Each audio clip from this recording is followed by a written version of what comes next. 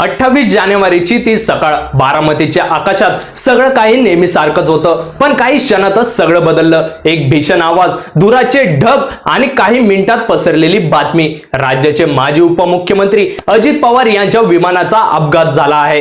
हा फक्त एक अपघात होता का, की या घटनेमागे अजून काही मोठं गूढ दडलं आहे? नमस्कार मित्रांनो, आज आपण अशा एका घटनेबद्दल बोलणार आहोत ज्या भोवती अजूनही संशयाचे धग दाटून आले आहेत. अपघातानंतर 20 दिवस उलटले, पण प्रश्न मात्र अजूनही अनुत्तरित आहेत. आणि या सगळ्या प्रकरणाचा केंद्रबिंदू ठरला आहे एक छोटासा पण अत्यंत महत्त्वाचा उपकरण, ब्लॅक बॉक्स. 28 जानेवारीला बारामती जवळ हे खासगी विमान कोसळलं. प्रत्यक्षदर्शी सांगतात, आधी एक मोठा स्फोट झाला आणि काही सेकंदात आगीचे लोळ आकाशात झोपावले. बचाव पथक तातडीने घटनास्थळी पोहोचलं, पण तोपर्यंत परिस्थिती गंभीर झाली होती. प्राथमिक तपासात हे तांत्रिक बिघाड असल्याचं सांगितलं गेलं, पण जसे जसे दिवस गेले तसे तसे प्रश्न वाढू लागले. प्रत्येक विमानात 2 महत्त्वाचे रेकॉर्डर असतात.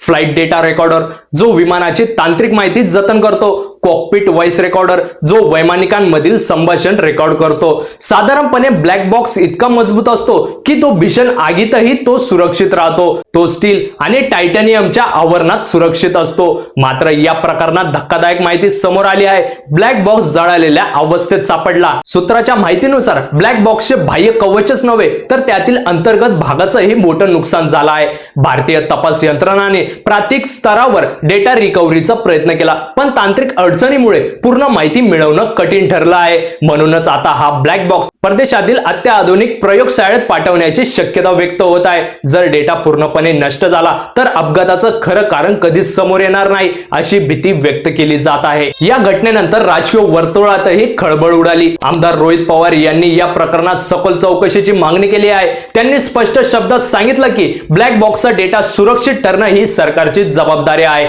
तसेच अतुल लोंढे यांनीही तपास प्रक्रियेवर प्रश्नचिन्ह उपस्थित केले आहे. 20 दिवस उलटूनही director general of civil aviation कडून प्राथमिक चौकशी अहवाल सादर झालेला नाही. त्यामुळे संशय अधिक गडद होत चाललेला आहे. हा अपघात केवळ तांत्रिक बिघाडामुळे झाला का, की यामागे घातपाताची शक्यता आहे? ब्लॅक बॉक्स मधील माहितीच या प्रश्नाचं उत्तर देऊ शकते. वैमानिकांचे शेवटचे शब्द, विमानाची शेवटची तांत्रिक स्थिती आणि अपघाताच्या काही सेकंद आधी काय घडलं, हे सगळं फक्त त्या छोट्याशा उपकरणात साठलेलं आहे. दरम्यान VSR कंपनीवर कारवाईची मागणी होत आहे. जर विमानाच्या देखभालीत हलगर्जीपणा झाला असेल तर जबाबदार कोण?